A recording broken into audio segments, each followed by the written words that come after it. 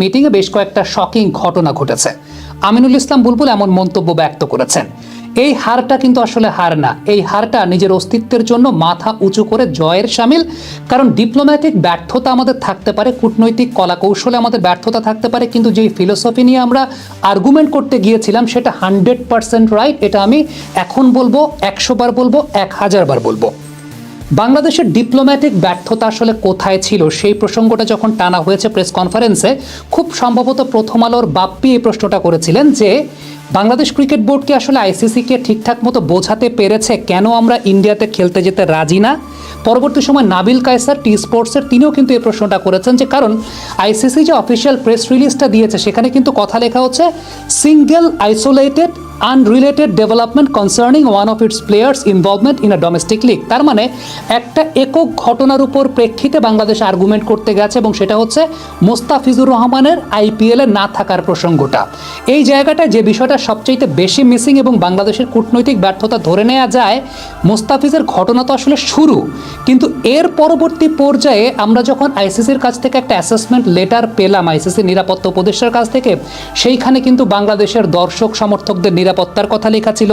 সেই জায়গাটায় কিন্তু বলা ছিল মডারেট টু হাই রিস্ক দর্শক সমর্থকদের জন্য, সাংবাদিকদের কথা বলা ছিল এবং সেই সঙ্গে বাংলাদেশের নির্বাচন নিয়ে কথা বলা ছিল। এখন ওই আর্গুমেন্টটা আসলে বাংলাদেশ ক্রিকেট বোর্ড করেছে কিনা, আমিনুল ইসলাম বুলবুল কিন্তু এটার উত্তরে যে উত্তরটা দিয়েছেন তা হচ্ছে আইসিসির মিটিংয়ে বেশ কিছু শকিং ঘটনা ঘটেছে এবং সেটা তিনি প্রেস কনফারেন্সে রিভিল করতে চান নাই। একটা কথা তিনি সুস্পষ্টভাবে বলেছেন, সেটা হচ্ছে আইসিসি সুবিচার করে নাই। সুবিচার করে নাই বলতে কি? সুবিচার করে নাই বলতে হচ্ছে মূলত এই জায়গাটাতে যে সমস্ত গ্রাউন্ডের উপর বেস করে বাংলাদেশ ক্রিকেট বোর্ড আর্গুমেন্ট করেছে সে সমস্ত গ্রাউন্ডকে তারা পাত্তাই দেয় নাই। আসিফ নজরুল যে কথাটা বলেছেন ক্রীড়া উপদেষ্টা, তা হচ্ছে ইন্টারন্যাশনাল ক্রিকেট কাউন্সিল এই নিরাপত্তা ইস্যুর জায়গাটায় মোস্তাফিজকে যে আসলে আইপিএল খেলতে দেওয়া হয় নাই, কেন দেওয়া হয় নাই এবং তার পরিপ্রেক্ষিতে আসলে বাড়তি কোনো নিরাপত্তা বাংলাদেশ ক্রিকেটকে দেবে কিনা ইন্টারন্যাশনাল ক্রিকেট কাউন্সিল কিংবা ইন্ডিয়া নিরাপত্তা দেবে কিনা, সেই ব্যাপারেও আইসিসি কোনো কথা বলে না বা মিনিমাম কার্টেসিটুকুও দেখায় নাই। দেখেন, আমরা কিন্তু সেই সমস্ত মিটিংয়ে উপস্থিত না, আমরা জানিও না কী কী কনভারসেশন হচ্ছে, বাংলাদেশ থেকে কি বলছে, আইসিসি থেকে কি বলছে। ক্রীড়া উপদেষ্টা যে কথাটা বলেছেন যে আইসিসি থেকে এই ব্যাপারটাকে পাত্তাই দেয়া হয় নাই। বাংলাদেশের কূটনৈতিক ব্যর্থতা বলতে আমার কাছে মনে হয় একটা সিচুয়েশনে আপার হ্যান্ডে থাকার কাগজে কলমের সুযোগটা যেখানে ছিল সেটা হচ্ছে যেই সময়টাতে মোস্তাফিজকে নিষিদ্ধ করা হলো বিসিসিআই থেকে, বাংলাদেশ ক্রিকেট বোর্ড তখন কিন্তু বিসিসিআইয়ের কাছে এটার ব্যাখ্যা জানতে চাইতে পারতো, সেই ব্যাখ্যাটা বাংলাদেশ ক্রিকেট বোর্ড জানতে চায় নাই।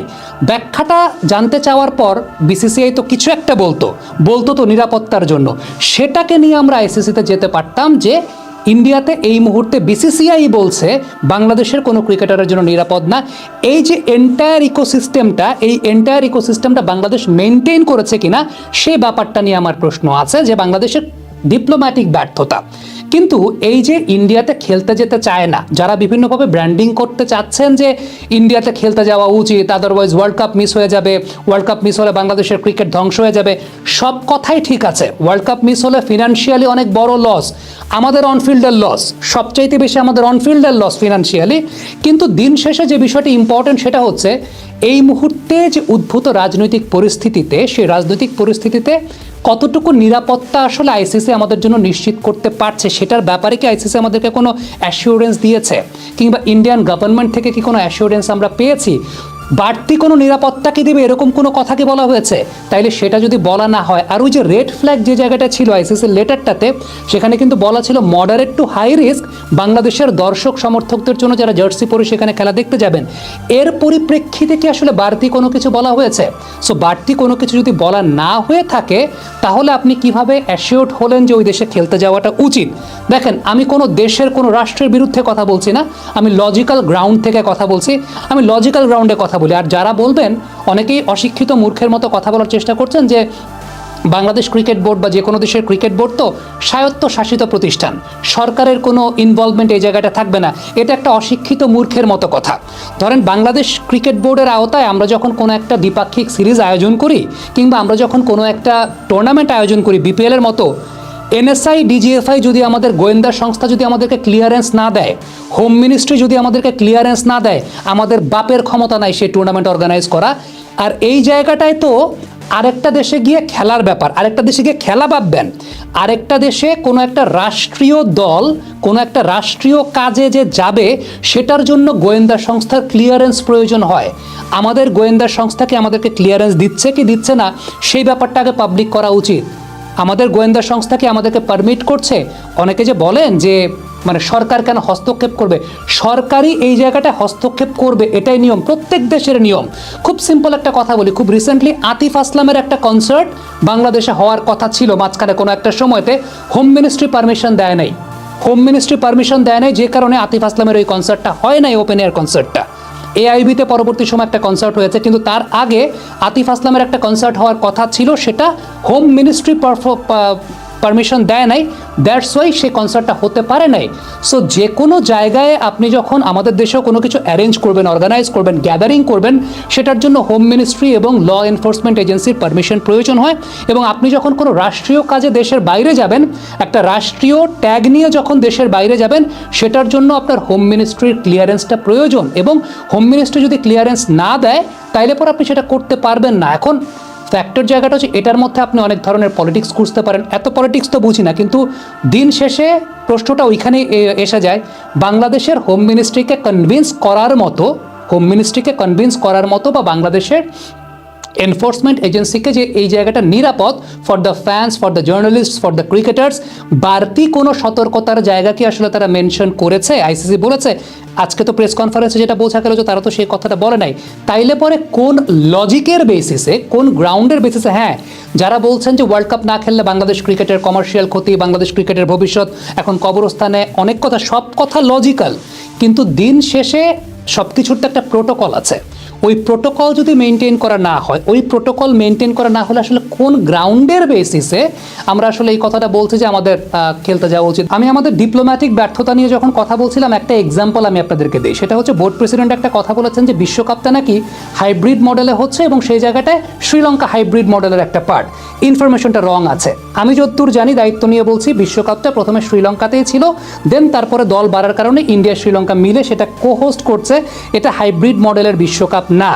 এই যে ডিপ্লোম্যাটিক ব্যর্থতার কথা এই কারণেই বলি, বোর্ড প্রেসিডেন্ট এই ব্যাপারটা জানেনই না। এখন তিনি যখন এই ব্যাপারটা জানেন না, তিনি আসলে কোন গ্রাউন্ড নিয়ে বা কি গ্রাউন্ডের বেসিসে আইসিসির মিটিংয়ে আর্গুমেন্ট করতে গেছেন, প্রশ্নটা আমার তখনই আসে। হ্যাঁ, ওই কথাগুলো ঠিক আছে যে এর আগে পাকিস্তান যখন খেলতে যাইতে চায় নাই, তখন নারীদের বিশ্বকাপটা হয়েছে শ্রীলঙ্কার মাটিতে, যেটা ইন্ডিয়াতে হয়েছে মূল বিশ্বকাপটা। এছাড়াও ইন্ডিয়া যখন এর আগে খেলতে যাইতে চায় নাই পাকিস্তানে চ্যাম্পিয়ন্স ট্রফি, তখন তাদের জন্য আলাদা একটা ভেন্যু করা হয়েছে সংযুক্ত আরব আমিরাতে। এই কথাগুলো আপনি লজিক্যাল আনতে পারেন, কিন্তু আপনি যখন বলছেন যে এই বিশ্বকাপটা হাইব্রিড মডেলে হচ্ছে, প্রথমত ইনফরমেশনের তো একটা গ্যাপ বা ইনফরমেশনের একটা অজ্ঞতার জায়গাটা আছে। সো আমি এই কারণেই বললাম যে ডিপ্লোম্যাটিক ব্যর্থতা আমাদের আছে, কিন্তু ফিলোসফিক্যালি আমরা রাইট, বাট ডিপ্লোম্যাটিক্যাল ব্যর্থতা আছে। আমরা অনফিল্ডের পর্দায় বেশ কিছু ভিডিও করেছি যে ইথিক্যালি, লজিক্যালি বাংলাদেশকে বাদ দিয়ে আইসিসি টি-20 ওয়ার্ল্ড কাপ করতে পারবে না, সেটা ইথিক্যাল লজিক্যাল গ্রাউন্ড থেকে।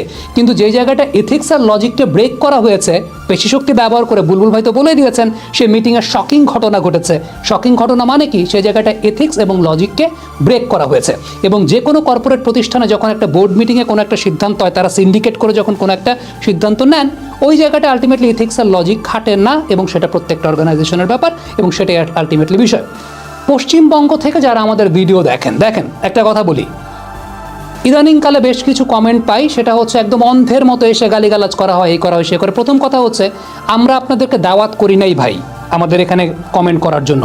দ্বিতীয়ত, আমার পারিবারিক শিক্ষা এটা না যে কোনো জাতিকে, কোনো ধর্মের মানুষকে কটু মন্তব্য করে কথা বলা বা ওইভাবে কথা বলা, সেইভাবে বলতে হচ্ছে না। জাস্ট একটা লজিক্যাল গ্রাউন্ড থেকে কথা বলতে চাই, সেটা হচ্ছে যদি আপনাদের দেশের সাথেও এরকম ঘটনা ঘটতো, আপনাদের কোনো প্লেয়ারকে ধরেন বিপিএলে বা ঢাকা প্রিমিয়ার লিগে খেলতে দেওয়া হচ্ছে না, নিরাপত্তার অজুহাত বা নিরাপত্তার কথা বলে আমাদের বাংলাদেশ থেকেই ধরেন এরকম কোনো একটা কিছু করা হলো, এবং পরবর্তী সময় আমরা যদি এই ব্যাপারটা ক্ল্যারিফাইও করতে না চাই, বা আমরা যদি এই ব্যাপারটা ক্ল্যারিফাইও না করি যে কেন, কোন বেসিসে, আপনারাও সেম কাজটাই করতেন। এবং আপনাদের সরকার থেকে যদি আলটিমেটলি এই জায়গাটায় কোনো নিষেধাজ্ঞা থাকতো ক্রিকেট টিমের উপরে, আপনাদের গোয়েন্দা সংস্থা থেকে যদি কোনো নিষেধাজ্ঞা থাকতো, তাহলে আপনাদের এখানেও সেম কাজটাই করতে হতো। আদারওয়াইজ আপনারা যেরকম ইললজিক্যাল কথা বিভিন্ন গালিগালাজ করে